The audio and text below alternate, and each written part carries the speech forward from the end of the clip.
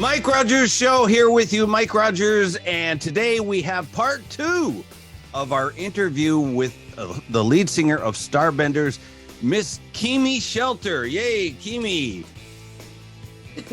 So I'd like to talk about, continue from yesterday. I'd like to talk about the Starbenders. First off, where did that name come from? Well, Bowie had just died.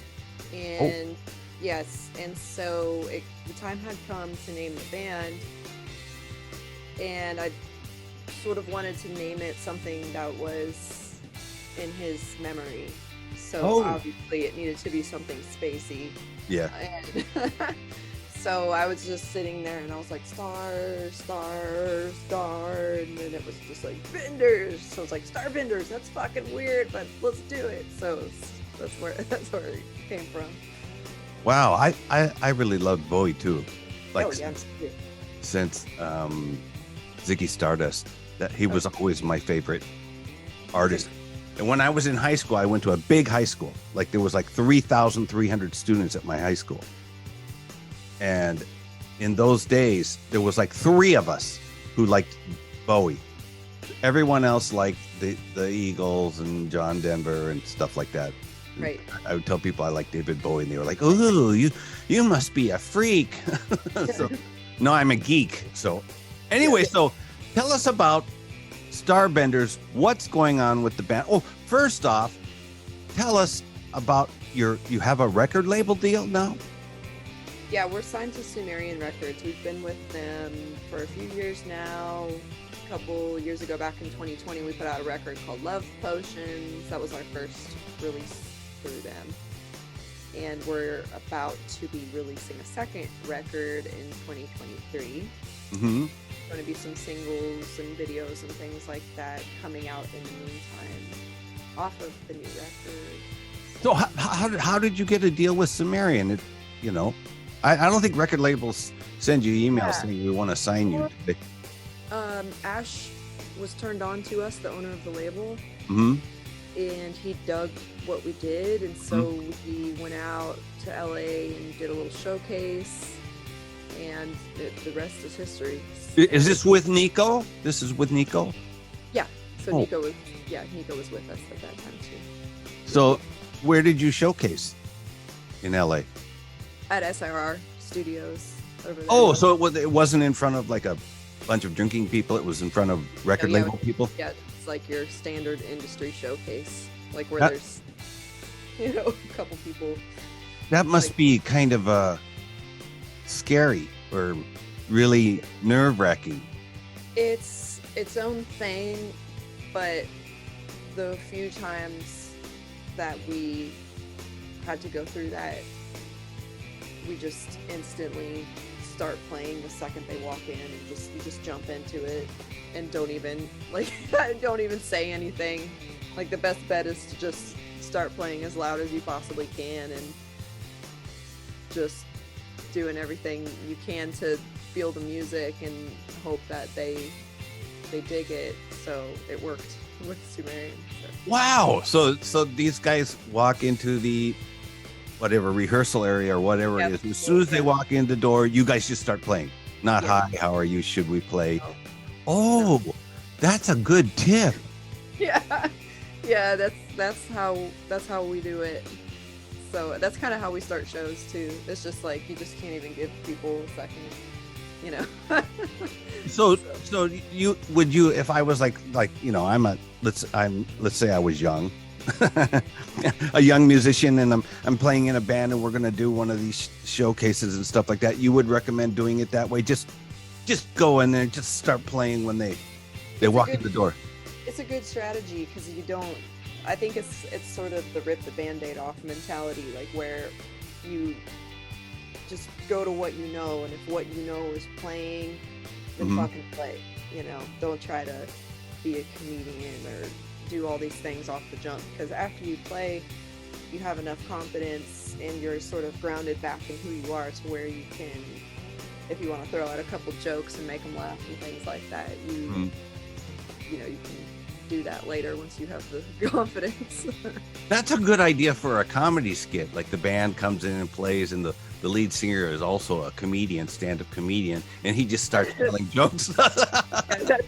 That's a lot of times how it is. You know, I always have to like back out of it. You know, it's like you get, especially if it's like dead air in between songs. Sometimes you'll just be like, God, what do I do? Do I just like start doing a fucking stand-up routine? You know, like what do I do here? So, you know, I think a lot of lead singers. I mean, look at David Lee Roth. You know, he was basically a comedian too. You know? So you got a new record coming out. Are you touring now, or you have plans for a tour? Yeah, we're going to be leaving for tour in the first week of September. I think the first show is going to be September 13th, I want to say. And that's going to be with Palais Royale, one of our label mates. Oh, Palais. Yeah. Palais Royale. I used to play them a long time ago, but then their mom kind of started ignoring me, so I stopped playing. But you know, it's good. You guys, you know, I can write to Nico and tell him, hey, you know, I want to do this, and the guy is always on the ball and answering. That's just smart.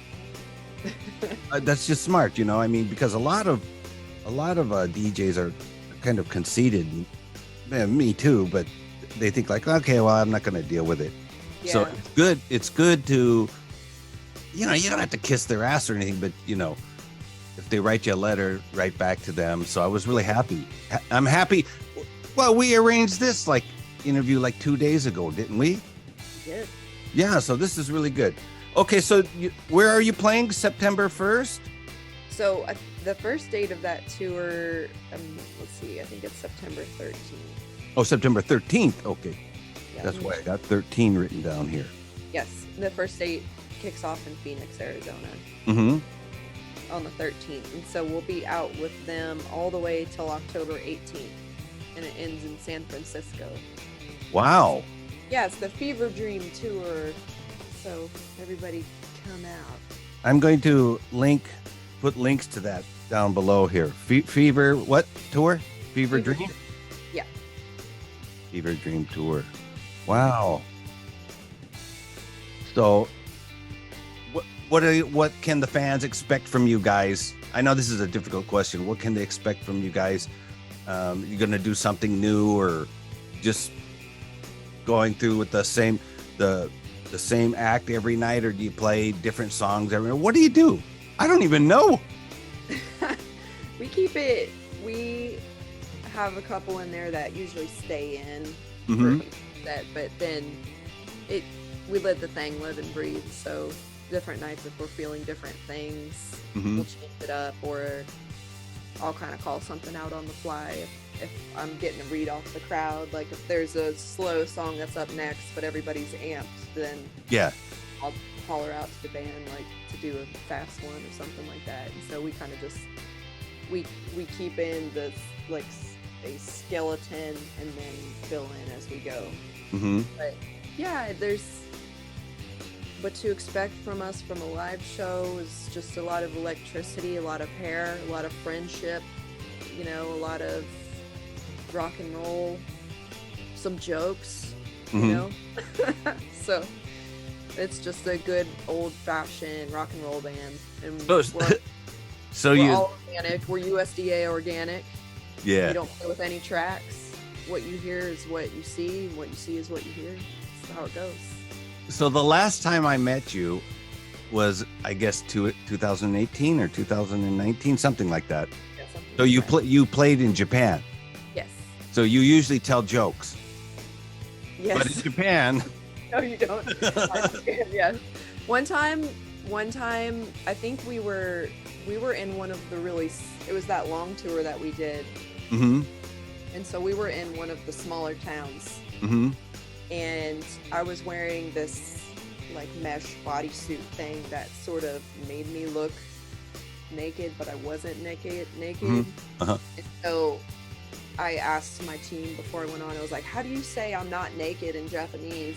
And they told me, what is it? Watashi wa hadaka de wa nai?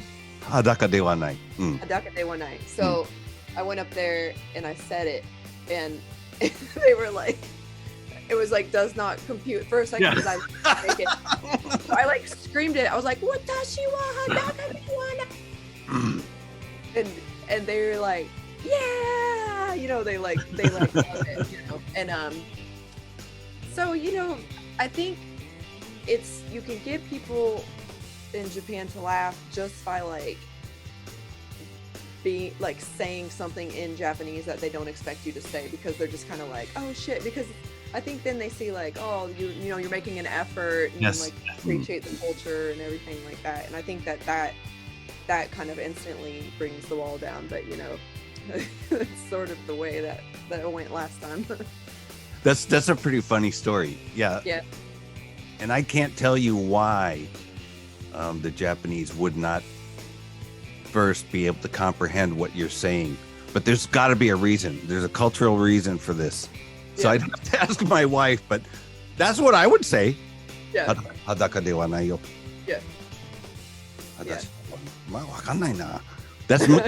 That's difficult.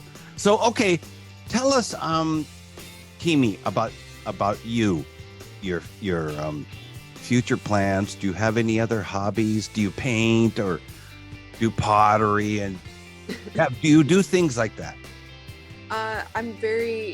I love fitness and all that kind of stuff.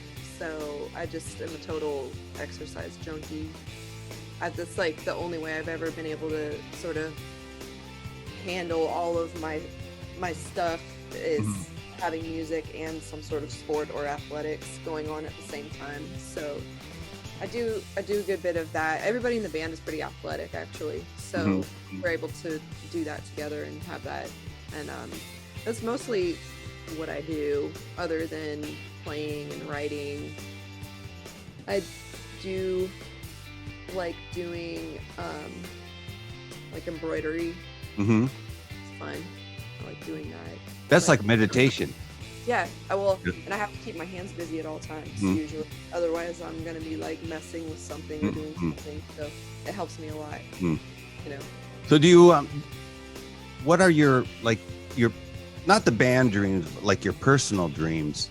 Where do you want to be in 10 years or 20 years, or like when you're 60 years old? Have you thought about that, or what you want to do? Yeah. I mean, I would love to be at a barbecue at one of my band members' house, eating food with them that music bought, and seeing them being able to have families and houses and cars and whatever the fuck they want on music, and us just being able to live on music. That's what I want. And I don't know, I have so much love and admiration for them that we're in this together, and I would just love us all to be able to bring a buffalo back to camp. So it's pretty wait a minute, what do you mean buffalo back to camp? What does that mean? Like, when you like back in the day when you have to go out hunting to get food, the hunters, they bring a buffalo back for the whole camp, So I just would like us to be able to not just survive, but actually live on what we do, because it's just been so much like just surviving. So I would just love to see everybody that I love, and even everybody that I don't love, live and have success. And for me personally, that would be incredible too. I think I'm a pretty, I don't know, I don't need that much, and I'm really grateful for that, because as we talked about in the beginning, like burning the ships, I think I have exactly what I need. And in the future, we just want to do this the rest of our lives and play shows in whatever capacity, and just keep doing this. So that's really Shangri-La to me. Kimi, thanks so much for the interview. This is great. So I'd like to link to your Fever Dream tour. So can you send me a link to that? What link you want? And Sure. then a link for, I don't know, the band. And if you have a web page for the band and stuff like that, the link you want me to use. And can you also send me a nice photo? I have a photo of you. And wait a minute, here it is. I'll let you see it. Wait a second. You can't see that. Wait a second. Share screen. Here we are. Okay, that's a great photo. Thanks. Yeah, his name is That's Vegas. cool. Best. Okay, what's his name? Vegas. Vegas. Wow. Okay. All right. So thanks so much for the interview today, Kimi. It's been really interesting, really great. And I want to do this interview with you again, like maybe next year. That sounds good.